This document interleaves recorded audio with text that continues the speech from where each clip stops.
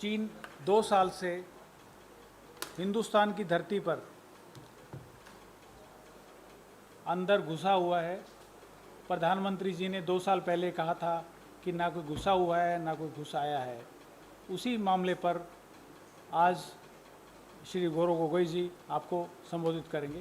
गौरव जी। धन्यवाद दोस्तों। आप सभी को पता है कि 7 जुलाई 2020 को हमारे भारत के विदेश मंत्री जयशंकर जी और चीन के विदेश मंत्री वांग यी के बीच में बैठक हुई। इस बैठक के बाद भी जो बात विनीत पुनिया जी ने रखी कि पूर्वी लद्दाख को लेकर जो हमारी सीमा सुरक्षा को लेकर जो हमारी चिंताएं हैं, उन समस्याओं का आज भी कोई ठोस समाधान 7 जुलाई 2022 के इस मीटिंग के बाद नहीं निकला है। ठोस समाधान के विपरीत हम देख रहे हैं कि भारत सरकार की जो भाषा है, विदेश मंत्रालय की जो भाषा है, वो कमज़ोर हो चुकी है। जहां पर हमारी मांग, कांग्रेस पार्टी की मांग बहुत स्पष्ट है कि 5 मई 2020 से पहले भारत की सीमा पर जो स्थिति थी, वो स्टेटस को एंटी हमें चाहिए। ये हमारी स्पष्ट मांग है।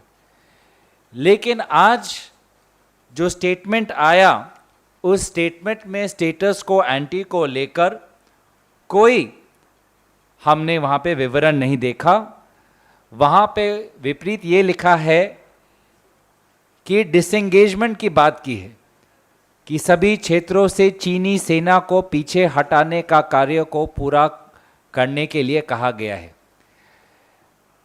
पर इस स्टेटमेंट के बावजूद भी हमने क्या देखा है कि वहाँ पर हमारे भारत की सीमा के उस पार चीन ने अपनी इंफ्रास्ट्रक्चर को बढ़ाया है।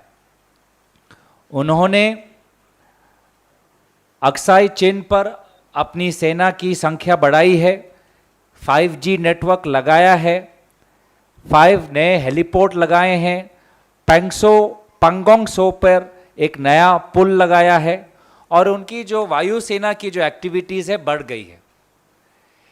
इस संदर्भ में प्रधानमंत्री मोदी जी का ये सहमा हुआ शांत जो उनका ये व्यवहार है, इस पर कांग्रेस पार्टी प्रश्न उठाना चाहती है।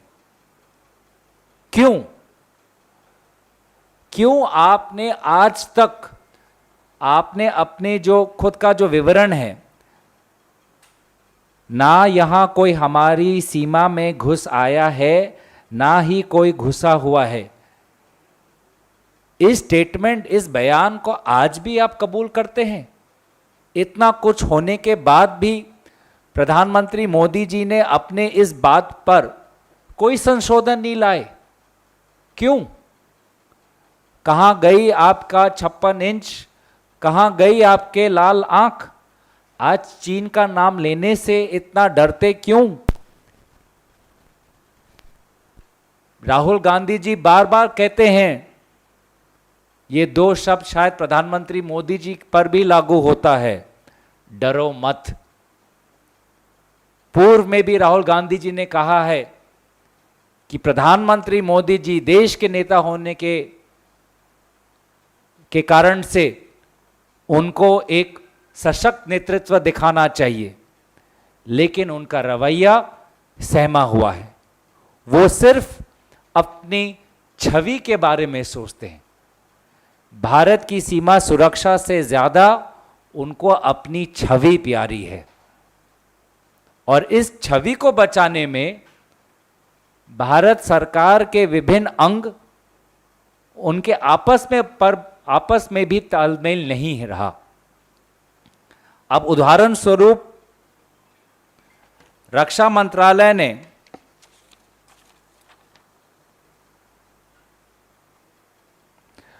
अगस्त के 2020 पर अपने ही वेबसाइट पर एक डॉक्यूमेंट रखा था जिसमें उन्होंने खुद कबूल किया कि चीन ने कुंगरंग नाला, गोग्रा और पांगोंग सो के उत्तरी पार्ट में चीन की सेना घुसी हुई थी, लेकिन प्रधानमंत्री जी की छवि को बचाने के लिए, उनके झूठे बयान को संरक्षण करने के लिए, देने के लिए रक्षा मंत्रालय ने उस डॉक्यूमेंट को अपने वेबसाइट से उतारा। एक और उदाहरण जहां पर भारत सरकार प्रधानमंत्री की छवि बचाने में लगी हुई है, वो तब आता है कि जब नवंबर 2020 में मिनिस्ट्री ऑफ एक्सटर्नल अफेयर्स, विदेश मंत्रालय, यूएस की जो एक रिपोर्ट आती है कि चीन ने अरुणाचल प्रदेश में 100 घर बनाए हैं, तो विदेश मंत्रालय का कहती है कि इस बात का हमें संज्ञान है, और रक्षा मंत्रालय कहती है, उस समय के चीफ ऑफ डिफेंस स्टाफ कहते हैं कि ऐसा कुछ हुआ ही नहीं।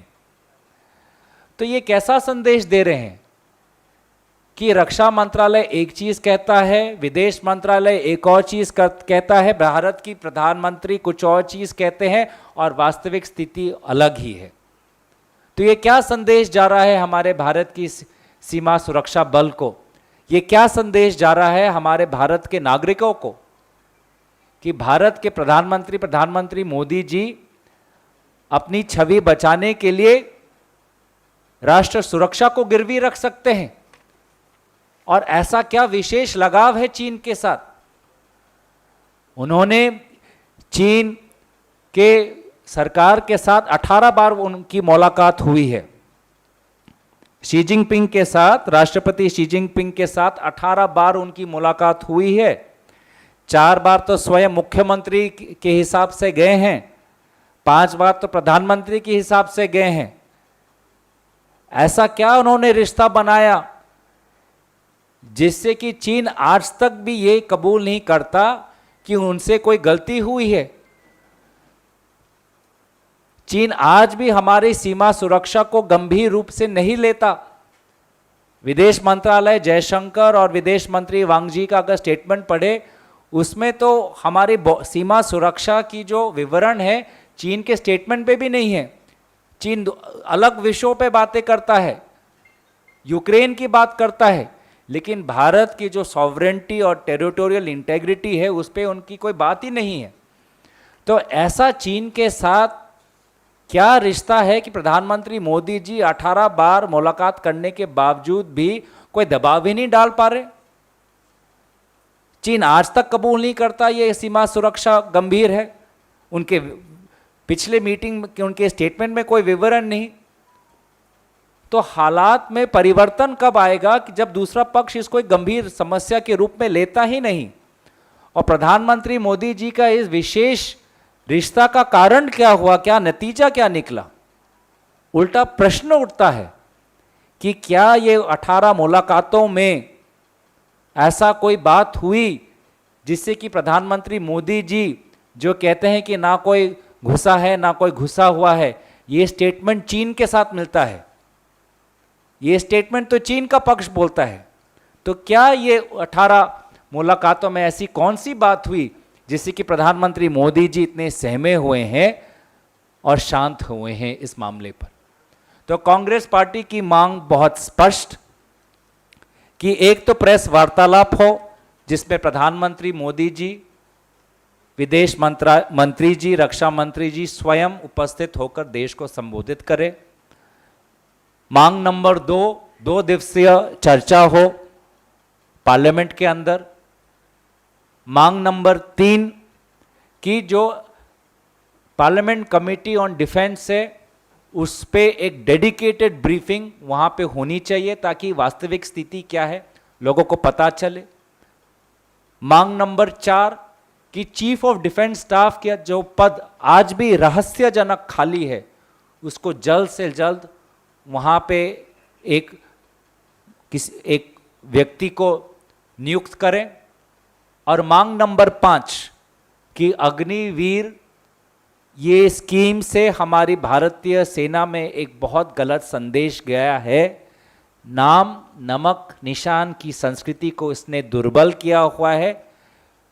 आर्मी के लोग, वायुसेना के लोग नौसेना के लोग जो रिटायर्ड हुए हैं, उच्च स्तरीय पद पर है, उन्होंने इस स्कीम की आलोचना की है। जिन्होंने स्वयं देश के लिए त्याग किया है, बलिदान किया है, सीमा पर वो खुद रहे हैं, उन्होंने देश की वास्तविकता को समझा हुआ है, ऐसे व्यक्तियों ने इस स्कीम की आलोचना की है। तो इस स्कीम को जल्दबाजी में देश पर ना थोपे और इस स्कीम को वापस ले। तो ये 5 हमारी मांग बहुत स्पष्ट है।